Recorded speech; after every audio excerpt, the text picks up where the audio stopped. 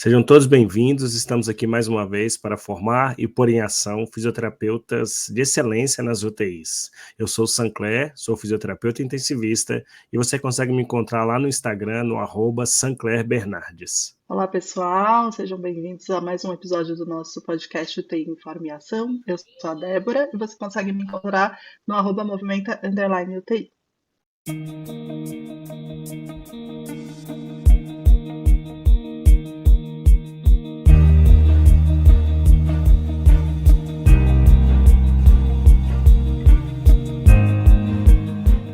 E hoje a gente vai para mais um episódio com mais um convidado especial. A gente vai falar um pouco hoje sobre cuidados paliativos, um olhar para além do óbvio.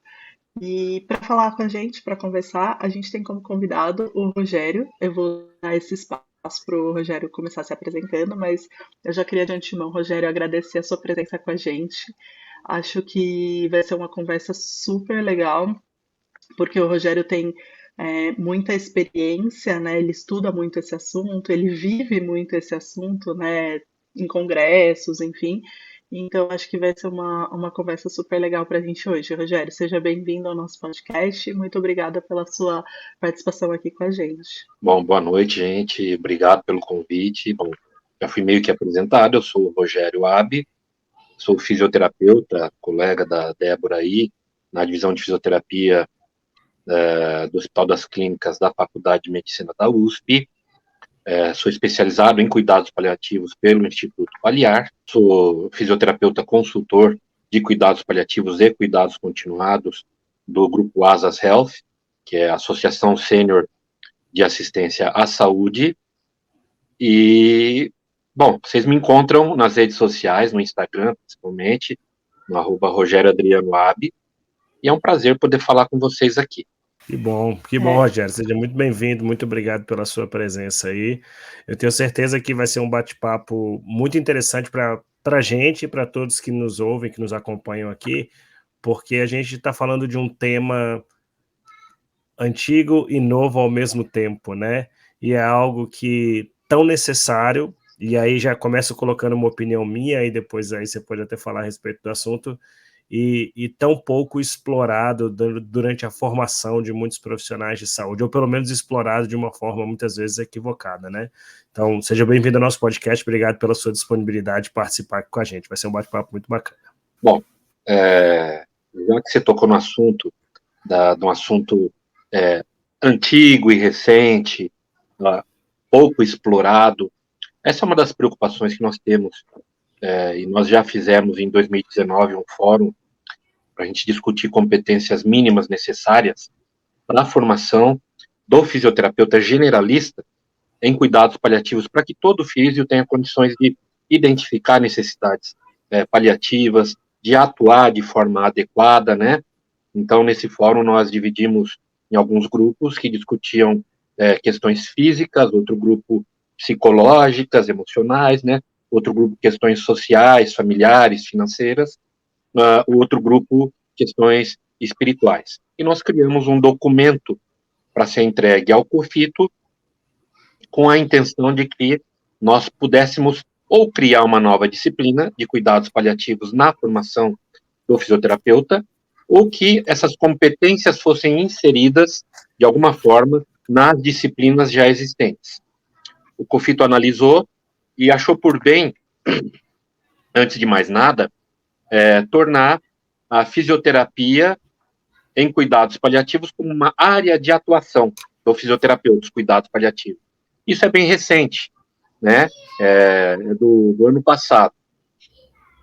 E, mais recentemente, eu estou falando isso de agora, fim de novembro, o CREFITO 3 criou a Câmara Técnica de Cuidados Paliativos, né?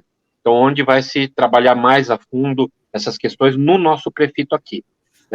Em Minas Gerais, isso já é bem forte, mas aqui nós vamos trabalhar nesse sentido. Então, há uma preocupação, sim, para que o fisioterapeuta saia da graduação com conhecimento e podendo atuar em cuidados paliativos e ajudando os pacientes, a comunidade, os familiares em geral, né? Porque é muito interessante quando você coloca, né, quais as competências, né, para reconhecer, para trabalhar, enfim, né, com esses pacientes, porque são muitas, né? E, ao meu ver, a gente aqui, Rogério, fala muito de competências não técnicas, né? E eu acho que o cuidados paliativos é uma área, assim, disso, né? Porque, lógico que a gente poderia, né, me corrija se eu falar alguma coisa errada, mas a gente poderia falar, né, quando a gente fala em cuidados paliativos, por exemplo, em medidas não farmacológicas para dor, né? E aí entra, sei lá, o TENS, outras coisas que a gente tem. Então, obviamente, tecnicamente, a gente tem algumas questões relacionadas, e depois até eu quero conversar mais sobre isso, né, do exercício e tudo mais, mas, poxa, é um lugar onde não dá para exercer ali, né, para atuar sem pensar em competências não técnicas, né, Rogério? Porque uma das coisas que me chama a atenção quando eu penso em paliativo, eu falo muito isso para os alunos, o Rogério dá aula para os nossos alunos no quarto ano, então quando eles chegam na UTI, eles gostam muito do assunto pela aula do Rogério, né? E aí uma das coisas que a gente discute muito é que acho que o paliativo ele é muito multi, né? Muito mesmo, né?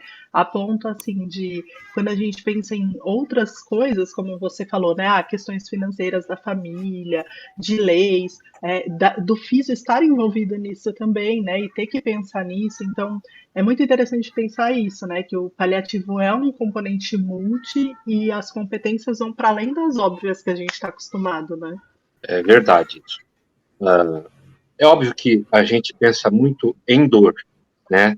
Mas se nós formos pensar nas competências do físio, o físio ele tem um papel importante no controle não farmacológico de dor, de dispneia, de constipação, de náusea e vômito, de tosse e hipersecreção, de insônia, de fadiga, de... Quando a gente consegue minimamente aliviar esse tipo de sintoma, outras questões começam a se resolver, né? Então, questões como psicológicas, emocionais, do simples fato do paciente conseguir se deslocar até um local mais adequado para receber o familiar, isso já resolve muita questão. Então, é aquilo que você falou, Débora, é tudo muito multi, né? Então, se nós identificamos um sofrimento, quer ele seja psicológico, social ou espiritual, óbvio que nós podemos nos engajar em chamar um cuidado adequado de um profissional mais especializado. Mas nada impede que nós, com as nossas competências técnicas mesmo, consigamos ir resolvendo isso, mesmo sem saber. De tão multi que é e de tão importante que é você tirar o foco da doença, de querer... Isso quando a doença ainda tem mudança, viu? Dá para você curar da doença. Tirar um pouco o foco da doença e pensar no paciente, né? Sair um pouquinho dessa caixinha do curar a doença. Então, pensa no paciente. O que além da doença eu posso ajudar com a minha competência técnica esse paciente? E pode ser simplesmente dar orientações de como nós não, o familiar ou o cuidador vai mobilizar esse paciente, por exemplo, para evitar que ele tenha uma lombalgia. Ou se já tem uma lombalgia, que tipo de orientações nós podemos dar com as nossas competências para que esse cuidador, esse familiar, venha minimizar os efeitos dessa lombalgia. Então, você traz qualidade. A partir do momento que o paciente vê que ele não está sendo mais um parto, que o familiar dele não está sofrendo mais com isso, já alivia o sofrimento desse paciente. Então, a gente tem uma gama de olhares para cima das possibilidades que tem um doente e a gente deixa passar às vezes, né? Então é muito importante isso tudo que você trouxe, é muito multi. Agora, Rogério, é muito curioso, né, ouvir a sua fala assim, e aí eu acho que é uma dúvida que passa pela cabeça de muitas pessoas que não são preparadas, né, para lidar com cuidados paliativos, porque existe uma associação simplista, né, e muitas vezes leiga, de que cuidados paliativos, você falou, né, é da dor e está numa doença, em final de fase de vida e etc.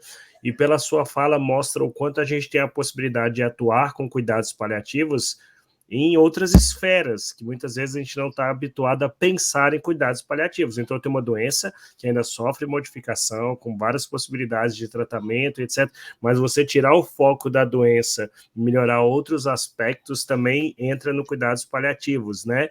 Então, uma pergunta que eu vou lhe fazer é uma pergunta que eu acho que até tenho feito isso muito, né, Débora? Eu tenho feito com todos os convidados aqui, com todos os assuntos. Eu sei que é uma pergunta não tão simples também de se responder, mas é basicamente para todos os nossos pacientes. A gente poderia colocar um pouco de cuidados paliativos ou um muito de cuidados paliativos? Não seria viável isso?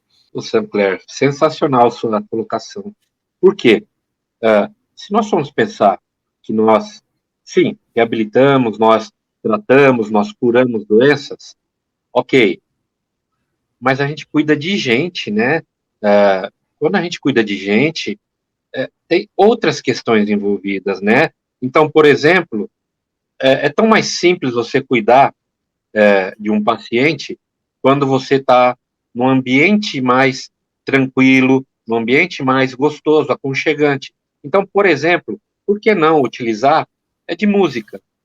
Se o paciente precisa relaxar, por que não colocar uma ambiência com uma música tranquila? Por que não utilizar de uma iluminação mais tranquila? Mesmo para um paciente que você está reabilitando a ponto dele voltar a trabalhar, correr, fazer qualquer coisa, né? Então, vai além de a gente pensar pura e simplesmente em técnica para reabilitar, para fazer isso tudo, né? E por que não nós pensarmos em acolher outras questões, né? Então, eu costumo dizer que aquilo que não é possível, todo mundo sabe, inclusive o paciente. O nosso papel como profissional da saúde, eu não digo só do físio, é mostrar as possibilidades. E quanto de possibilidades nós deixamos passar porque a gente fala, isso não é importante. A importância para a gente aqui é botar esse paciente em pé, fazer ele andar, sendo que a gente podia simplesmente ajudar ele a pensar, poxa, você tem tanto talento para isso, por que não pensar nisso, né? E a gente pode trabalhar como, sei lá, um mentor, né? A gente pode fazer uma mentoria meio que implícita, ajudando esse paciente, essa família, sem problema algum. Você sabe que eu tô lembrando de um paciente agora que uma vez estava lá na UTI, né? E ele, ele tinha uma doença já fora de possibilidade de cura, mas talvez aí com prognóstico de sair da UTI, né? E aí eu lembro que me passaram, né, que ele já vinha assim negando algumas vezes a fisioterapia, né? E naquele dia meu aluno foi, entrou para atender e ele tipo, agora eu não posso, agora eu não quero, volto mais tarde. Aí meu aluno voltou um pouco depois, ele, volta depois que eu tô ocupado. E ele ficava na cama com um caderninho, o celular e uma caneta, sabe? E ele falava, agora eu tô ocupado, agora eu tô ocupado. Aí eu resolvi entrar lá, né, pra entender o que estava acontecendo. Aí ele olhou pra mim e falou assim, Débora, você sabe que eu sei que eu vou morrer. Ele falou, óbvio que todo mundo vai morrer, ele falou pra mim, mas eu sei que o meu tá mais perto. Ele falou, e você sabia que os moços lá fora, para quem eu tô devendo água, luz, eles não sabem disso, eles continuam me cobrando. Ele falou, eu tô aqui fazendo as minhas contas para entender como é que eu vou pagar tudo isso e não deixar minha família cheia de dívida.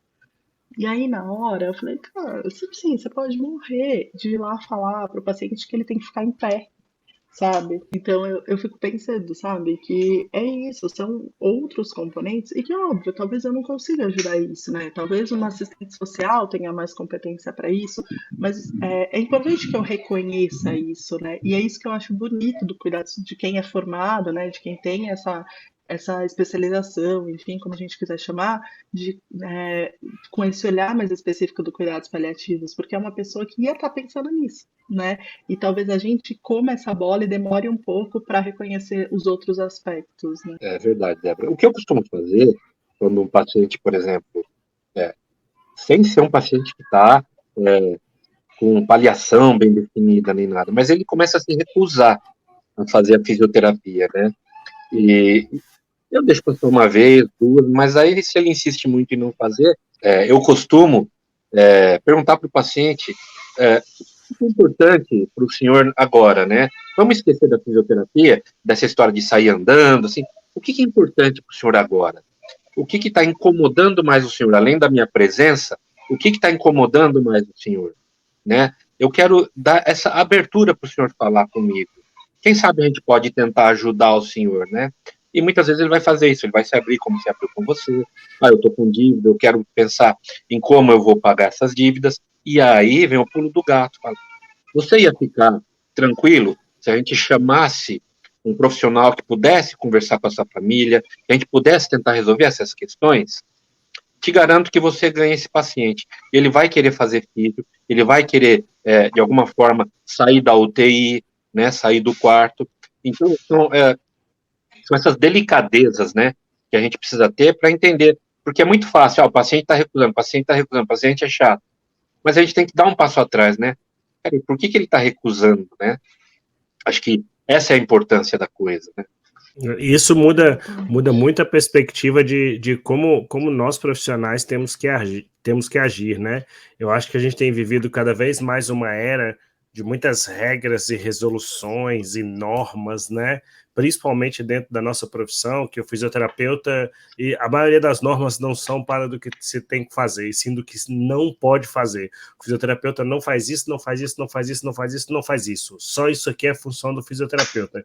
E você cria profissionais que são distantes, completamente distantes de cuidados paliativos. Porque, como você mesmo acabou de colocar, são coisas que vão além, às vezes, da atribuição técnica, né? Para que você tenha uma possibilidade de um profissional de saúde mais humano, mais próximo e mais acessível para resolver demandas que, às vezes, não teriam um profissional disponível para fazer isso, específico para fazer isso, né? Eu tenho um pouco de receio quanto a isso, o quão distante a gente está se tornando de profissionais que possam cada vez mais estar presente em cuidados paliativos. Sancler, você pôs uma coisa muito importante aí, né? Aquela história, você não pode fazer isso, não pode fazer aquilo, não pode fazer outro, porque é um direito nosso, que nossa competência é aqui, isso aí não é obrigação nossa. Mas espera aí, por que não eu fazer isso? Por que não eu fazer aquilo? Quer ver uma coisa simples? Não é atribuição do fisioterapeuta montar o respirador. Não é atribuição do fisioterapeuta. Mas se eu estou ali, o que custa eu ir lá dar uma conferida, já que eu conheço bem, para não ocorrer um evento adverso com o paciente? Quer ver outra coisa? A Débora talvez conheça o Dr. Marcelo Parque. O Dr. Marcelo Parque é médico. E como médico, ele não se priva de ajudar a limpar um paciente, ele não se priva de dar comida para um paciente, ele não se priva de ajudar a sentar um paciente, de pôr um paciente para andar, de deitar um paciente, ele não se priva de fazer nada disso. Agora, vai chegar um CRM lá e falar, você está indo contra a gente aí. Pô, peraí. Né? Então, é ter esse olhar, porque assim, não me custa fazer algumas coisas que teoricamente não me competem, para ajudar o paciente naquele momento. Pode ser que demore para chegar à ajuda do responsável competente. Então, não me custa isso, né? Eu acho que eu não tenho certeza, você pode me corrigir, Rogério, mas a imensa maioria, eu acho, talvez, dessas especializações, né, por exemplo, né, na Casa do Cuidar, no Instituto Paliar, quando um fisioterapeuta vai para fazer uma especialização, né, um curso, normalmente não é voltado só para físio, né, é um curso com vários profissionais da saúde juntos, né, então eu acho que, lógico, a gente tem que ter claro qual que é ali a nossa competência de uma forma geral, né, mas a gente fala muito isso, né? Mas não é fechar num quadradinho isso, né? A gente tem que estar aberto a entender quando que a gente precisa estender um pouco o nosso braço, porque na verdade a nossa competência acontecer ali depende daquele outro, né? Então, eu acho muito interessante isso, assim, eu concordo que o cuidados paliativos, eu acho que é a área mais complicada de se fechar os quadradinhos, porque senão ele perde a essência dele, né? Que é a equipe inteira reconhecer diversas questões e tudo mais, né? Eu queria só mudar um pouquinho o foco da conversa, pensando na UTI agora, né? O que eu vejo, assim, a gente gosta muito de falar aqui no podcast coisas que são fora do óbvio, né? Então eu fiquei pensando o que que é óbvio, né? O que eu acho que é óbvio quando a gente pensa em paliativo na UTI, né? E aí eu vejo basicamente duas coisas que me chamam a atenção, e aí o Sancler pode complementar se tiver alguma para ele. Mas é que normalmente a gente tem aquela lista de pacientes que tem que ser vistos na UTI, né? E aí, se tem um paciente ali que é cuidado paliativo, ele vai lá para baixo, né? Normalmente na passagem do plantão é tipo, ah, esse aqui é paliativo. Então, assim, se não dá tempo, né, não vê. E ao mesmo tempo, eu vejo uns opostos acontecendo, assim, de tipo, paciente que está, às vezes, já no processo final ali, né, de morte ali, né, tá entubado e ele é atendido, né, ele é aspirado, ele é. Eu falo, gente, eu não tô entendendo, sabe? Tipo, o paciente tá ali com a PA, você tá vendo que ele vai morrer nas próximas horas, e aí esse paciente é colocado na lista porque ele está em ventilação mecânica, aquela nossa mania de que tem que aspirar. Eu fico sem entender às vezes, né? Porque é um paciente que às vezes é um cuidado paliativo até que exclusivo, mas ainda existe, né, assim, uma proposta, um plano terapêutico que possa ser feito e cumprido com aquele paciente, porque igual a gente estava falando, de repente ele quer terminar os dias dele, ele está, né, acordado, enfim, indo para o banho, né, tomar banho no chuveiro, por exemplo. Né? Então ainda cabe um plano terapêutico para isso, né? Do ficar em pé, ou de se transferir para cadeira, né? De uma oxigenoterapia, alguma coisa para ele conseguir fazer isso. Então eu queria que a gente falasse um pouco disso, assim, do quanto esse óbvio, sabe? Do tipo, ah, tá em paliativo, então ele não é prioridade, ele vai ser atendido se dá tempo, se é, e ele tá em paliativo. Parece que de repente não tem mais plano terapêutico para esse paciente, assim, né? Tipo, ah, eu escuto muito, e não que seja errado, mas eu acho que a gente leva para um lado meio errado de, ah, ele tá em paliativo, faz o que ele quiser, né? Assim, ah, deixa que ele fala o que ele quer fazer. Às vezes ele não consegue chegar nisso sozinho também, né? Então, eu queria que a gente falasse um pouquinho sobre isso, porque eu acho que a gente tem que pensar fora desse óbvio, né? De, ah, tá em paliativo, então não é prioridade na UTI, não precisa fazer um plano terapêutico, né? Não precisa ajudar o paciente a chegar em alguma queixa, em alguma proposta, né? Perfeito. Aí você jogou duas situações importantes, na verdade, né? Então, primeiro, o paciente, que ele está em últimos dias, últimas horas de vida, entubado e sendo aspirado, porque é um paciente que está com tubo. Então, se a gente for pensar em critérios de criticidade de paciente, o tubo joga a criticidade dele lá para cima, né? Mas aí a gente tem que pensar, e aí a importância de ser multi mesmo, e todos os atores terem voz, inclusive nós fisioterapeutas, chamar a equipe toda, inclusive a equipe médica, e falar: por que é que esse paciente continua entubado? Ele vai morrer? Ele tem alguma perspectiva de sair do tubo? Como é que está o prognóstico desse paciente? Mas para que isso aconteça, é necessário que, desde o início, tenha uma conversa muito franca com a família, né? Para chegar numa decisão, por exemplo, de fazer uma intubação paliativa, né? E na intubação paliativa, você vai rebaixar nível de consciência, então vai fazer a sedação paliativa, vai explicar para a família que não vai ter sofrimento, o paciente pode morrer sim assim que tirar o tubo, mas ele pode levar algumas horas e às vezes até alguns dias, né? Por que não pensar nessa situação? Então, é uma coisa de ser bem ativo mesmo, filho. Por outro lado, aquele paciente que não está entubado, mas que está em fase final de vida, então vai ter talvez 1, 2, 3 semanas de vida aí, mas não vai receber tubo, está consciente, consegue se movimentar, andar. A pergunta é boa. Quer dizer, porque passou para cuidado paliativo exclusivo, porque não tem proposta curativa a mais, então esquece ele é o último, atende se der. Está errado. Então vamos começar de novo, voltar lá para trás. Se existe um paciente desse dentro da UTI, a pergunta é, por que ele continua dentro da UTI? Ah, porque ele precisa ficar monitorizado. Por quê? Ele precisa ficar monitorizado. Ah, porque ele precisa de oxigênio. Por quê? Sabe, fazer os porquês, né? Ah, porque ele faz uso de droga vasoativa, tá? E isso, porque ele faz uso de droga vasoativa, ele necessita estar dentro de uma UTI monitorizado?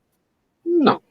A gente já tem um monte de paciente com droga vasoativa, sem monitorização, na enfermaria, leva ele para banho, para evacuar no banheiro, e não tem problema nenhum. O que vai acontecer com ele? Ele vai morrer? Tá, e o que ia acontecer com ele? Então, há de se fazer algumas perguntas. Mas voltando para o assunto daquilo que você trouxe, que é super importante, que via de regra acontece, que é nós mesmos deixarmos o paciente de lado, Isso está completamente errado. É importante a gente sentar e conversar com o paciente.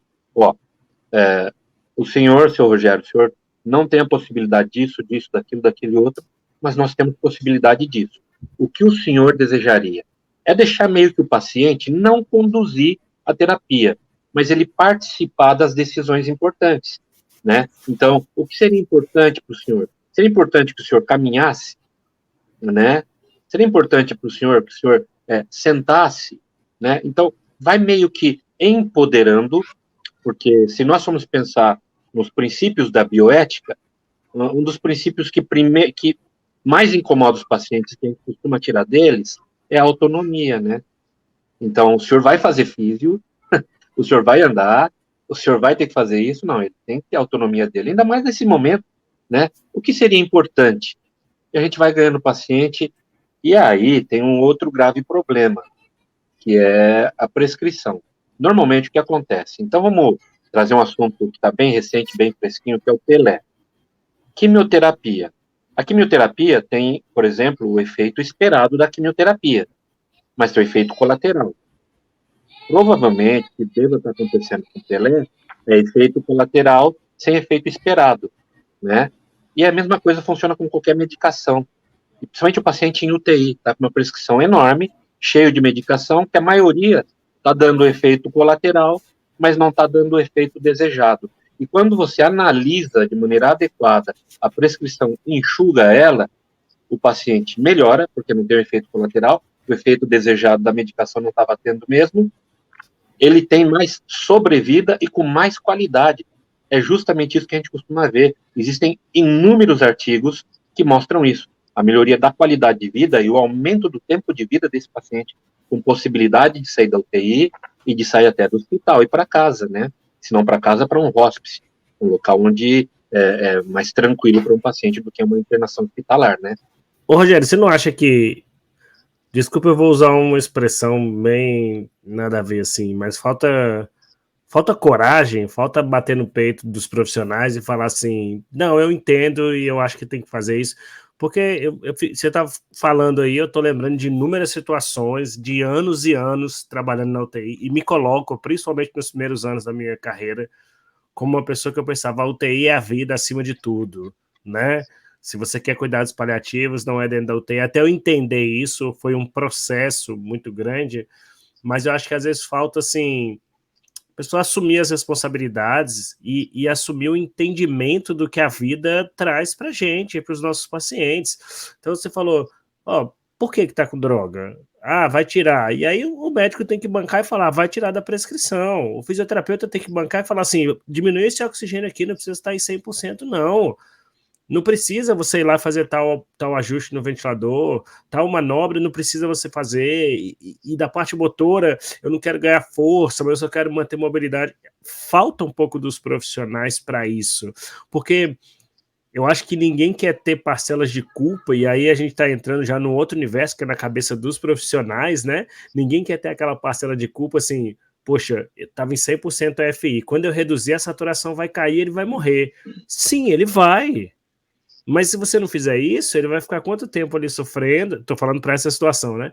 Quanto tempo ali sofrendo e ninguém teve a coragem de tomar essa decisão. Então, eu vejo que falta muito isso para a gente precisa evoluir quanto profissional de saúde nesse sentido. Eu acho que seria muito bom, né? E eu falo assim, por experiência própria, eu tive algumas oportunidades na vida que me levaram a lidar com pacientes e cuidados paliativos que me fizeram mudar completamente a minha visão do que era assistência à saúde. E é aquela história, né? Talvez a grande dificuldade seja no seguinte: nós sempre vamos procurar um culpado para a morte, né? Não, desculpa interromper, Rogério, mas é que eu ia comentar que eu acho que aí abre um outro gancho, né? Que na verdade a gente não está preparado para lidar com a morte, né? Com os familiares que estão ali vendo alguém morrer, né? Com a gente nessa situação, né? Que o Sancler descreveu, que vem um pouco para tipo, poxa, mas eu estudei tanto, né? Para conseguir ganhar força, eu estudei tanto para conseguir tirar o paciente do tubo e agora não é isso que eu estou fazendo, né? Então acho que é tão mais complexo, né? Eu queria aproveitar só para dar um gancho em outra coisa que você estava falando, né? É muito bonito quando a gente ouve você falando dessa coisa do, o paciente está com droga, mas ele precisa ficar na UTI, ele pode ir para a enfermaria com droga, né? Mas a verdade é que não é a realidade, né, Rogério? Porque isso talvez aconteça em lugares específicos, com equipe de paliativo específica, cuidando bem. Pelo menos o que eu vejo na UTI é que, assim, isso pode até acontecer se ele tiver vaga na enfermaria de paliativos. Porque se for para uma outra UTI, uma outra enfermaria, que não é de paliativos, imagina que alguém vai deixar aí indo com droga, né? Então, eu fico pensando assim, da nossa parte, o que efetivamente a gente pode fazer, né? Porque se a gente for esperar, veja, não sei qual a sua opinião, mas eu acho que o cuidados paliativos ele ainda tem muito que percorrer ali, né, de caminho para se firmar efetivamente, igual você falou, para de repente virar uma disciplina na faculdade, né? Então imagino que vai anos ainda para as coisas ficarem muito mais bem estruturadas. Se a gente for esperar a gente ter todo esse processo estruturado, quantos pacientes não vão sofrer ainda, né, por essa falta de cuidado adequado? Então, o que que a gente ali, pelo menos com um mínimo de noção de paliativo, né? O que que a gente pode fazer de diferente ali na UTI, né? Então eu penso que de repente eu não vou conseguir convencer o pessoal a mandar esse paciente com droga vasoativa para uma enfermaria. Mas talvez eu possa falar, bom, então tá bom. Então eu vou tirar ela da UTI e levar ela lá fora 2 vezes por dia. Mas tá com droga, mas é assim que ela vai. Porque, se não dá para levar para enfermaria, né? Essa droga não vai sair mesmo, porque vocês não querem tirar. Então, pelo menos eu vou dar o conforto dela levando ela lá fora, né? Então, acho não sei o que você pensa, mas eu acho que o caminho é muito longo até chegar nesse mundo ideal, né? Então, o que que a gente pode começar a mudar de visão, sabe? De pensar fora do óbvio, que contribuiria, pelo menos, para a gente fazer a nossa parte, sabe? Perfeito. Isso que você trouxe é super importante, né? E o caminho dentro da UTI é justamente esse que você falou. Tá, a gente não vai tirar a droga, a gente não vai levar para a enfermaria, mas minimamente eu não vou deixar ele trancado. Mas ele não pode sair, tá? E aí tem que fazer a pergunta mesmo, a pergunta surpresa para a equipe, né? Vai ser surpresa se ele morrer daqui 6 meses? Eles vão dizer não. É surpresa se ele morrer nessa internação aqui na UTI? Não, ele vai acabar morrendo nessa internação. Então, por que eu vou privar esse paciente de fazer essa atividade? Isso é uma das questões. Outra questão importante é justamente a gente peitar toda a equipe e falar, vamos pensar um pouquinho aqui, nas reuniões mesmo, né, no local, na UTI, né, qual é a proposta que nós temos para esse paciente? Objetivo comum, né? Então, o objetivo da FIS eu sei, eu quero tirar esse paciente do leito, eu quero deambular com ele, eu quero fazer isso. Essa é a minha proposta terapêutica para ele, é o meu plano terapêutico. E eu vou fazer isso. Agora, qual o objetivo comum que nós temos com esse paciente, né? Nós vamos tirar ele bem da UTI para mandar para um quarto sem droga nenhuma. Nós vamos chegar nesse ponto? É isso. Então, há de se conversar. Isso é um ponto que dá para a gente fazer agora. Outro ponto importante, aí é para o gestor, não para a equipe da UTI, é mostrar em números, né? O quanto está tendo de despesa. Isso o Dr. Ricardo Tavares fez no INCOR. Por exemplo, fazendo exames de tomografia para um paciente que você suspeita não, você tem certeza, através de exame clínico, que sangrou o cérebro e inundou o cérebro. Ele está entubado. Tá. A pergunta é, vai fazer a tomo e você descobre que realmente está desse jeito. Porque tudo está indicando isso. O que vai mudar na sua terapêutica? O que muda na sua terapêutica? Você fazer raio-x de tórax todos os dias. Ele mudou alguma coisa da clínica? E assim funciona também um paciente que é um paciente que já está definido como cuidado paliativo. Eu não estou falando de um paciente que estamos pensando em outra coisa.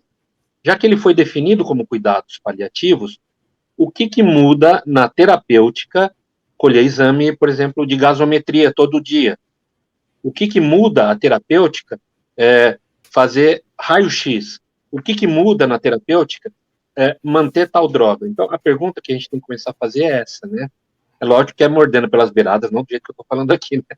É sempre um pouquinho mais de jeito, né? Mas é conversar, qual é o objetivo comum, né? Eu acho que é mais ou menos por aí. Sabe que uma vez eu tive uma Perfeito. situação que me marcou muito. Eu tive a oportunidade de trabalhar um tempo, alguns meses, na UTI do Hospital de Barretos, né, do Hospital do Amor, né, antigamente chamava-se Hospital do Câncer, hoje chama-se Hospital do Amor. E eu trabalhava na UTI de cuidados críticos agudos, né, tratamento mesmo, apesar de ser um hospital de câncer. E aí eu lembro que me marcou numa das primeiras semanas que eu estava lá, um paciente chegou no pós, você falou de sangrar, o paciente chegou no pós-operatório de uma retirada de um glioblastoma, já era a segunda ou terceira cirurgia que esse paciente passava, ele estava entubado ainda, e logo que ele chegou no pós-operatório, ele deu todos os sinais de um novo sangramento e de que a cirurgia não teria dado muito certo, e eu lembro de que a equipe se reuniu e fizeram uma extubação paliativa e encaminharam ele para a unidade 2, que é onde se cuida dos pacientes em cuidados paliativos exclusivos. E aquilo para mim foi muito forte, porque eu era habituado com o tratamento da UTI a todo custo. Eu falei, por que não vai fazer uma toma, uma ressonância, colocar uma DVE, colocar um catéter de PIC, etc. E a equipe, de uma maneira muito prática, falou, não vai mudar a nossa conduta. Exatamente isso que você falou, Rogério. Não vai mudar nada. Se a gente fizer uma toma e ver que sangrou para uma terceira cirurgia de glioblastoma recidivante, a gente não vai ter o que fazer por esse paciente nesse momento. Então, foi tomada uma outra medida completamente diferente. E isso me ajudou a abrir os olhos para entender assim, opa, tem um problema, aproveitando também esse embalo de Copa do Mundo, você falou do Pelé, né, e tal, há umas 2 Copas atrás, eu não lembro, o Neymar teve uma das lesões, né, das repetidas lesões que eles têm em Copa do Mundo, e alguém perguntou para ele, você vai voltar a jogar? O Brasil tem chance de jogar com você? Ele falou, onde houver 1% de chance, haverá 99% de fé. E às vezes a gente tem que ser um pouquinho menos, não é otimista a palavra, mas a gente tem que ser mais realista e pé no chão do que vai acontecer com os nossos pacientes. Então, às vezes a gente tem uma resistência para fazer essa abordagem paliativa e, ao mesmo tempo, como você disse, todo mundo sabe, o paciente vai morrer naquela internação, ou o paciente não vai ter uma possibilidade de tratamento ali adequada, e aí juntamos com o que a Débora falou mais cedo, e aí a gente está deixando esse paciente para o final da fila do atendimento, ou a gente está fazendo coisas que não se devem. Então, esse bancar essas decisões, eu lembro que a primeira vez que eu vi isso me marcou. E aí, Rogério, eu queria aproveitar e lhe perguntar uma coisa. A gente está falando muito sobre a participação do paciente, né? O quanto ela é importante dentro de cuidados paliativos, essa participação do paciente. E volto a falar, acho que eu falei no primeiro ou segundo episódio do nosso podcast, que isso não foge do que é saúde baseada em evidências, né? Que saúde baseada em evidências depende muito da participação. E o Rogério falou uma coisa muito interessante. Olha, isso eu não tenho para lhe oferecer, isso eu tenho para lhe oferecer. E aí, o que você quer? Aí o paciente tem total direito, dentro da saúde baseada em evidências, de participar, visto que ele recebeu todas as informações. E eu queria levar um pouco para fora, até para o pessoal que está nos ouvindo saber se você teve alguma coisa inusitada que você teve que passar dentro dessas abordagens paliativas dentro da UTI. Alguma coisa que lhe marcou, assim, tipo, olha, um paciente que quis isso, uma equipe que não quis determinada coisa. Situação que até não é tão incomum, né? Então, paciente com dispneia e todo mundo de boa, paciente com dispneia lá. Aí eu estava passando uma visita, na verdade, um grupo interconsultor, né? E isso me incomodou. E eu cheguei para o residente e falei, aquela paciente está com dispneia. Ele falou, ela é cuidado paliativo. Eu falei, sim, eu sou do grupo interconsultor. Ela está com dispneia, então. Eu já pus na prescrição. Eu não fiquei discutindo, fui ver o que ele colocou na prescrição, né? Cuidado paliativo, não entubar, não alimentar com sonda, não fazer GTT e não hemodiálise. Eu peguei aquilo, é isso que é o cuidado paliativo? Eu falei, então, você está falando o que não vai fazer. Eu estou perguntando, e cuidado paliativo é o que você vai fazer, né, para controlar o sintoma da paciente. Cuidado paliativo não é sobre não possibilidades, é sobre aquilo que nós vamos fazer. Ele ficou parado olhando para minha cara. Eu falei, você precisa pedir para o físio tentar controlar a dispneia, você precisa entrar com medicação para trazer conforto para essa paciente, ela não pode ficar sofrendo ali né? Você está confortável, eu não acredito que vocês estão confortáveis vendo a paciente com dispneia, né? Então, são situações assim que é óbvio que é bem estranho a gente ver isso, mas que acontecem, né? E outra situação também são as situações de extubação paliativa. Então, está tudo definido, tudo certinho, você vai, faz o procedimento, você tira o tubo, está todo mundo entendendo que está com sedação paliativa, com medicação para rebaixar mais o nível de consciência do lado, o físio está estubando, e o paciente entra em respiração agônica, sem face de sofrimento. E alguém da equipe entra em desespero e começa a fazer escândalo. Eu já participei Começa de uma cena... a questionar, né? Será que a gente foi certo? Olha o que a gente está causando.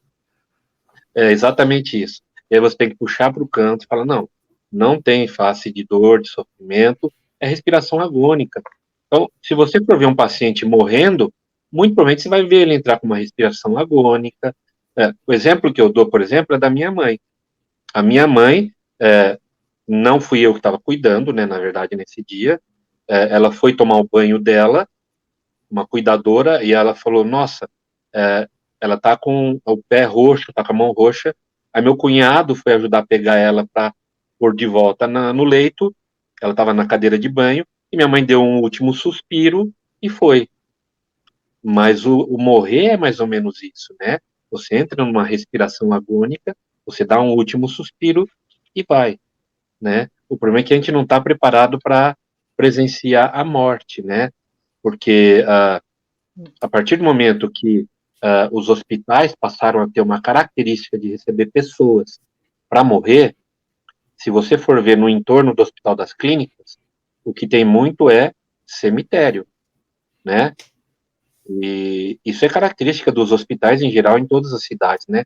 Tem cemitério por perto, porque os hospitais assumiram essa característica de receber paciente e deixar morrer. Não se morre mais em casa. Mesmo o velório não se faz mais na sala de casa, né? Se faz em locais especializados para isso. E assim, característica principalmente de São Paulo é que é difícil você tirar um corpo realmente de um apartamento, né? Você imagina aquele elevador que não cabe nada. Como é que você vai descer um corpo? Então, é complicado, né? Então, isso tudo eu entendo, característica da modernidade. Mas a gente foi afastado da presença da morte, né? As crianças não vão mais a velório, não participam mais desse momento da morte. Então, isso já vem de muito tempo. Então, ninguém está acostumado a ver morto, a ver morte, a morte acontecendo. Na minha família é super comum, a gente vê os avós, todo mundo morrendo em casa, né? E o problema de morrer em casa também é quem vai atestar, né? Cada vez mais você tem famílias aí que têm ganhos secundários com a morte de familiar, né? Então, quem vai atestar?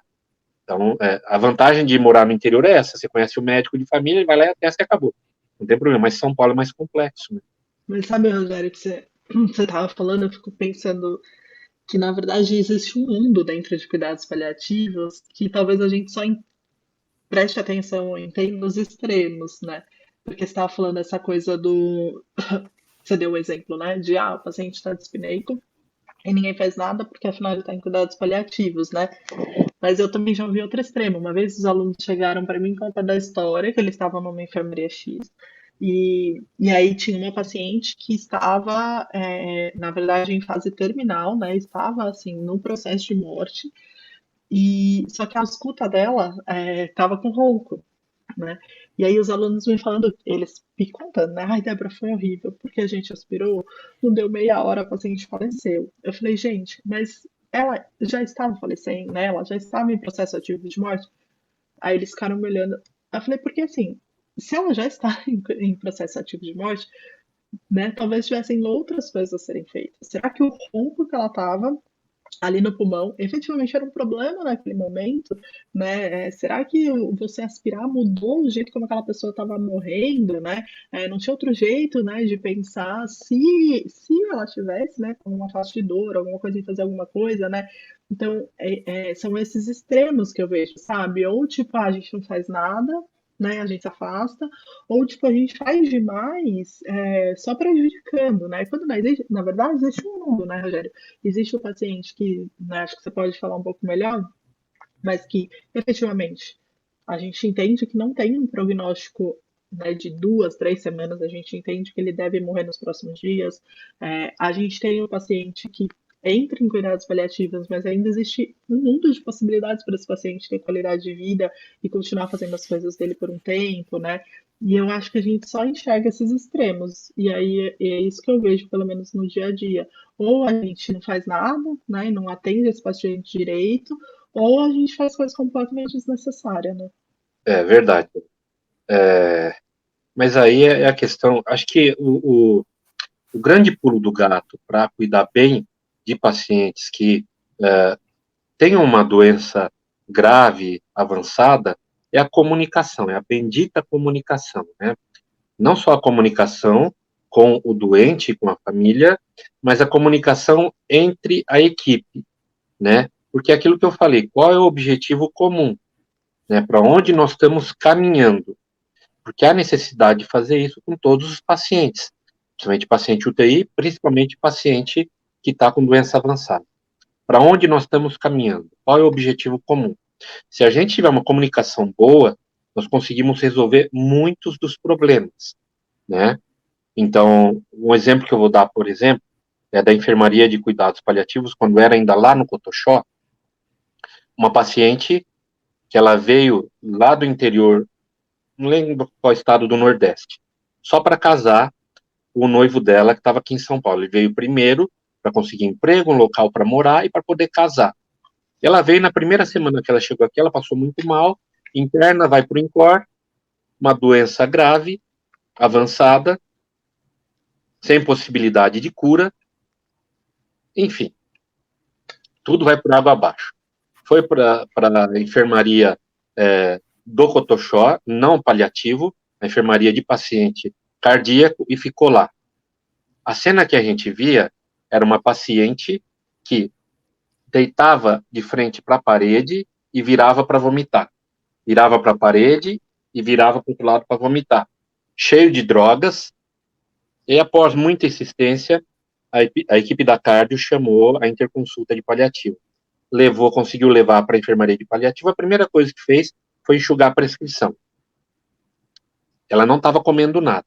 Enxugou a prescrição, ficou só com Dobuta, só Dobuta. E, óbvio, outras medicações vieram. A cena foi, no dia seguinte, ela comendo um pedaço de bolo. Ela foi melhorando, só que não conseguia melhorar a ponto de sair de alta. E aí decidiu-se por fazer o casamento dela no hospital. E foi feito o casamento dela. Porque isso fechava um ciclo. O casar para ela e para o noivo era importante. Porque ela tinha um filho de 11 anos e o rapaz não ficava confortável em tomar conta do filho se ele não fosse marido dela. Sabe aquela cabeça do interior? Isso fechava um ciclo, fazia sentido. Marcou-se o casamento para um sábado. No sábado do casamento, ela passou muito mal. E aí a gente corre atrás, otimiza a droga, melhora ela, e ela queria casar de qualquer jeito. Teve dia da noiva, tudo, enfim. Foi feito o casamento e deu tudo certo. E ela morreu 15 dias depois, né? Então, a gente faz os extremos? Faz. Mas é importante a gente ter um olhar para aquilo que é importante, né? E aquilo que você falou. Tá, aspirar esse paciente, de repente, ia mudar o desfecho dele, né? Qual o benefício que isso traria? Ou, no caso, deixar lá com dispneia, né? Que benefício traz simplesmente não fazer as coisas, né? Então é isso, a gente costuma fazer os extremos. E o problema dos extremos é justamente esse. Quando a gente pergunta qual é o oposto de viver, a pessoa diz, é morrer. Então, se a gente traçar uma linha, tem nascer, viver e morrer. O que está nos opostos? É morrer e nascer. Viver está no meio. Ou seja, o oposto de viver é você não fazer isso que é viver. É não viver, né? Então, o que o paciente está fazendo ali? Ele está vivendo realmente, né? E se a gente tirar ele dali, ele talvez não tenha um pouco de vida, né? Porque o oposto do viver não é o morrer, é o não viver, né? O oposto de nascer é que é morrer. E a partir do momento que a gente nasce, a gente está caminhando para isso. Mas são situações que, infelizmente, a gente ainda vai ver muito, né? Tanto um extremo quanto o outro. Mas é nosso papel tentar minimizar isso, né? E acho que se a gente começar a comunicar melhor, a gente começar a traçar objetivos em comum, talvez a gente comece a engatinhar para um caminho um pouco melhor para os pacientes, para os familiares e para a gente, né? Que a gente sofre junto. Mas eu ia falar exatamente isso, né? A gente está indo para a reta final do nosso papo aqui, né? E o que me chama atenção é isso, assim, eu acho que é a gente buscar muito essa educação, né, em cuidados paliativos. Então, assim, óbvio que eu não vou ocupar o lugar do Rogério, por exemplo, né? Já teve situação de eu ligar para o Rogério mandar mensagem, né, para falar, Rogério, aconteceu isso e isso. Como é que faz? Isso pode fazer, né, de coisas que eu até desconhecia. Então, mas eu minimamente dentro da UTI, onde obviamente eu vou encontrar pacientes em cuidados paliativos, porque a gente vai encontrar, né, que eu minimamente entenda qual é a base, né, que é isso que a gente vem conversando até agora, né. Então acho que a chave, enquanto a gente não tem isso tão estruturado, né, a ponto de toda a UTI ter à disposição uma equipe de cuidados paliativos, de todo mundo ter o direito e de todo mundo conhecer, né? Eu tenho uma amiga que a avó dela foi fazer uma cirurgia cardíaca e ela era muito idosa, com muita comorbidade, uma cirurgia super difícil. A chance dela morrer na mesa era enorme. E o médico, tipo, só colocou, ela tem que fazer a cirurgia, pode acontecer isso, isso, isso. E aí a minha amiga, que nem sabe o que é cuidados paliativos, virou e falou, e se ela não fizer? E o médico arregalou os dois olhos, do tipo, como assim ela não fazer a cirurgia? Né? Então, que minimamente as pessoas entendam, tenham direito, né, a ter à disposição, eu acho que a base é essa divulgação, né? Esse falar sobre, que é o que a gente está tentando fazer aqui hoje. O objetivo do episódio não é transformar ninguém em expert em cuidados paliativos, né? Mas é indicar que existe um caminho, né? Que existe uma proposta, que existe, que a gente tem que pensar nisso. E se está fora do seu alcance, se você não consegue, se você não sabe por onde ir, que você minimamente consiga reconhecer que existe alguém que pode fazer isso melhor que você, né, Sancler? Então, acho que era esse o objetivo de hoje, né? Isso mesmo. E eu acho que é bem interessante também, porque a gente sai de uma conversa dessa com uma luz, principalmente para aqueles profissionais e para aquelas equipes onde o cuidado paliativo ainda é algo muito distante. A gente fala muito sobre isso aqui no podcast em diversos assuntos, mas assim, poxa, gente, minha UTI está muito distante de ser uma UTI que tem habilidade com cuidados paliativos, certo? Mas que conversas como essa lhe estimulem a procurar, como a Débora diz, que sirvam como um pouco de informação para que você busque, para que você possa ser um pouco disso para os pacientes. Então, não necessariamente a gente precisa dessa coisa dicotômica de esperar uma ordem superior de início de cuidados paliativos. A gente já pode ser isso desde o começo, se a gente levar vários princípios que foram discutidos aqui em consideração, né? Perfeito, perfeito. E por isso eu sou sempre a favor, e eu espero que isso um dia aconteça, eu prometo que eu vou estar aposentado já, mas que o profissional fisioterapeuta saia como um generalista que saiba fazer muito bem cuidado paliativo, né? Para não ter que passar por perrengues como a gente costuma passar, né? Poxa vida, vamos chamar um especialista. Pô, eu não tenho dessas coisas, de eu ser o especialista. Eu quero que todo mundo saiba fazer e fazer bem, né? E aí eu vou só dar mais uma pitadinha aqui.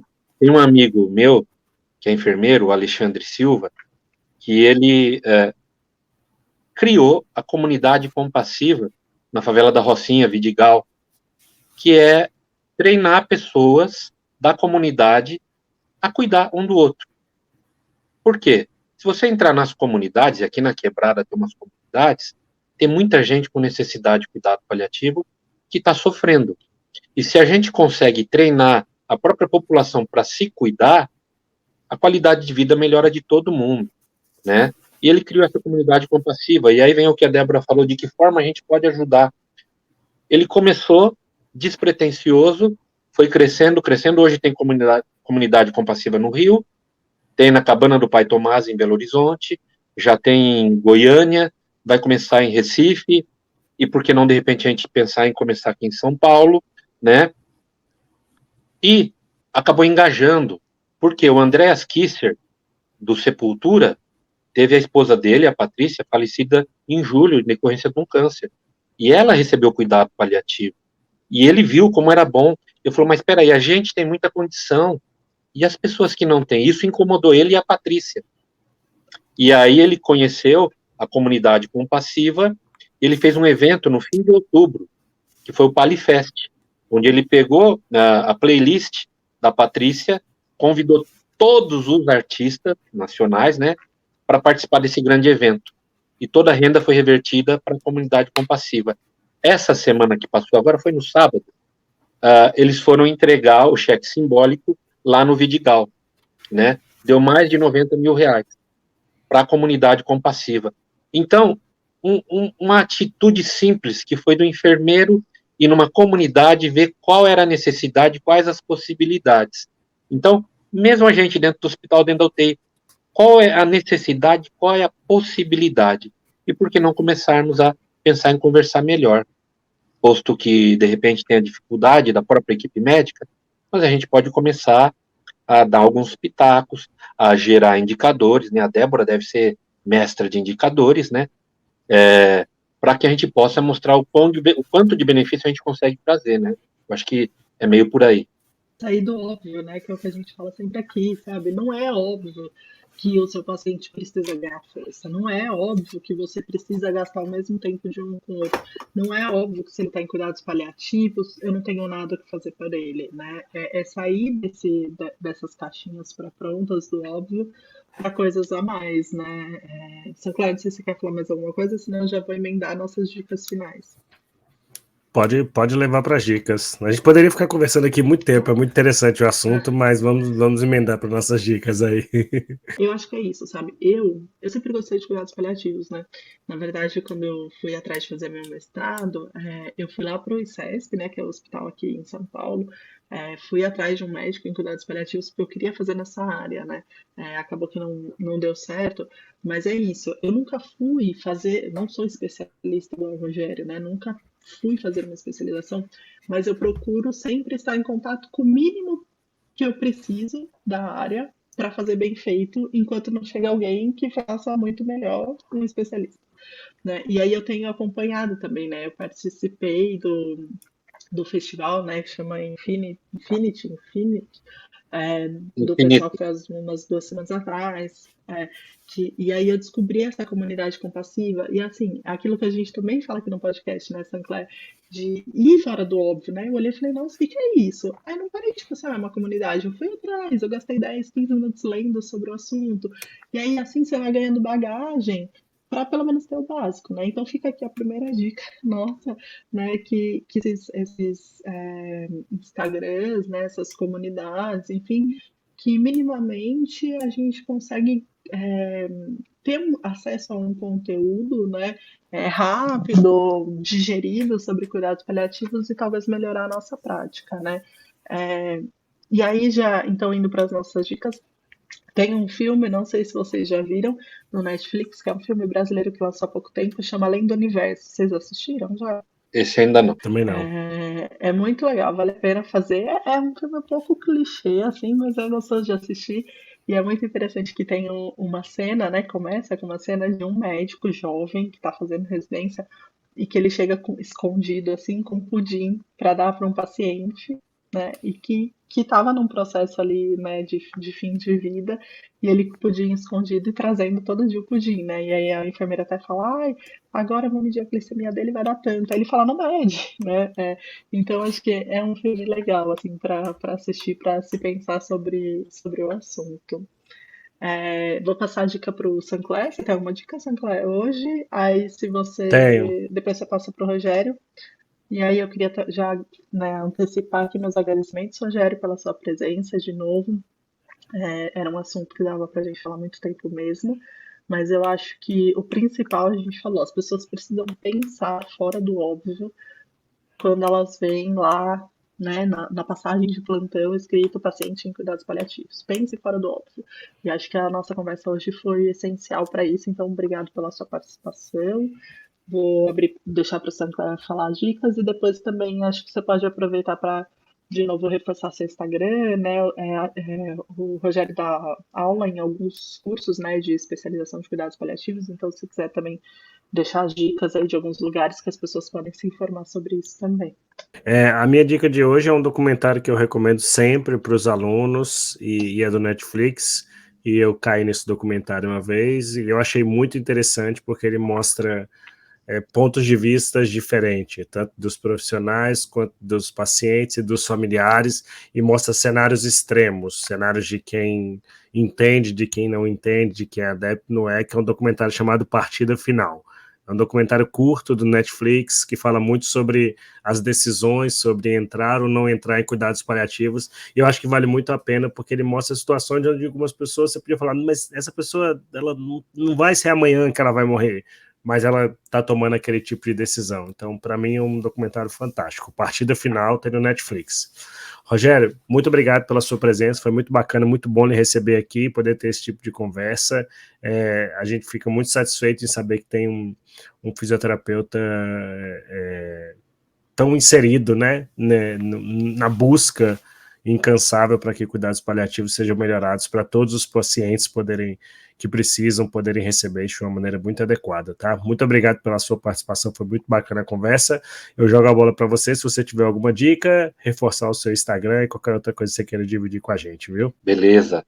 Bom, quero dizer que o Tom Almeida, do Movimento Infinito, o criador do Movimento Infinito, é meu amigo de ensino médio, lá em Assis. E a gente foi se reencontrar aqui em São Paulo. Eu quero tomar Aqui um em São Paulo café já. qualquer dia. Quero que você me apresente. Sim, a gente foi se reencontrar aqui em São Paulo já fazendo cuidado paliativo, cada um à sua maneira. Eu como físio e ele engajado pelas perdas que ele teve, né? Mas é isso aí. Minha dica, eu gosto muito de leitura, né? Então, a dica é Ana Cláudia Quintana Arantes, né? Que a morte é um dia que vale a pena viver. Inclusive, é o tema do TED dela no YouTube, dá para procurar e assistir. Mas tem um outro livro que eu terminei de ler hoje, que é de uma advogada, que ela trabalha com constelação familiares também, né? E ela teve um câncer de mama. Ela tratou no HC de Curitiba, ela descobriu o câncer em 2018. Ela tinha recém-separado, um filho de 5 anos, morando sozinha. É um livro que vale muito a pena, que chama Além da Cura, né? Então, Além da Cura é um livro, assim, que ela conta a história dela muito simples, tem alguns errinhos lá, que não é assim, é independente esse livro, né? Então, não foi feita uma revisão, mas é sensacional, vale muito a pena para a gente repensar da forma que a gente aborda nossos pacientes, da forma que a gente pensa sobre a vida e sobre a finitude. É um livro que, assim, amei ler mesmo, sem dúvida nenhuma. E meu Instagram, de novo, Rogério Adriano Abi, que é meu nome completo. Vocês encontram lá, vocês vão ver umas brincadeiras minhas com o Lelê, eu fazendo umas paródias, enfim. E dos cursos de pós-graduação que eu dou aula, faço parte também, tem a Fisioterapia Campus, em Campinas, que tem alguns cursos online, tem curso presencial, é aqui do lado de São Paulo, mas também eu acabo dando algumas aulas, assim, espalhadas, então, para o IESP, em Juiz de Fora, dou aula online para alguns cursos aí, mas que eu estou mais firme mesmo é com a fisioterapia. Bom, pessoal, eu queria agradecer a todo mundo que acompanhou a gente até agora, né, aqui. Não se esqueçam de se inscrever lá no nosso canal do YouTube, acompanhar os nossos outros episódios na sua plataforma preferida de áudio. Para a gente terminar, o Rogério falou do Tom Almeida e eu lembrei de uma frase que eu ouvi dele e anotei no festival que eu participei, que ele fala assim: no processo de viver uma doença aguda grave, que é muito desafiador para o paciente, familiar ou profissional da saúde, tem também uma possibilidade imensa de conexão profunda, de intimidade e de entendimento do que realmente importa e de quais são os seus valores. Eu achei muito bonito. E a gente vai terminar esse episódio com a marca registrada do Rogério. Vai lá, Rogério. Obrigado para todo mundo que acompanhou. Então vamos lá, gente. A musiquinha diz assim: só tá sofrendo e quer desistir. tirar a vida e partir. Você não quer tentar procurar alguém para te ouvir e te cuidar. Não compreende em seu coração que o tempo escorre por suas mãos. Profissionais precisam se preparar para seus conceitos modificar. Se não dá para se curar, vamos paliar. Solte as crenças que não deixam você cuidar. Para que esse termo errado, que é paliativo, tá acabado. Sintomas vão se atenuar, a cada dia melhorar. A mentalidade tem que mudar para aprender a paliar. Você precisa só estudar para desses erros se livrar.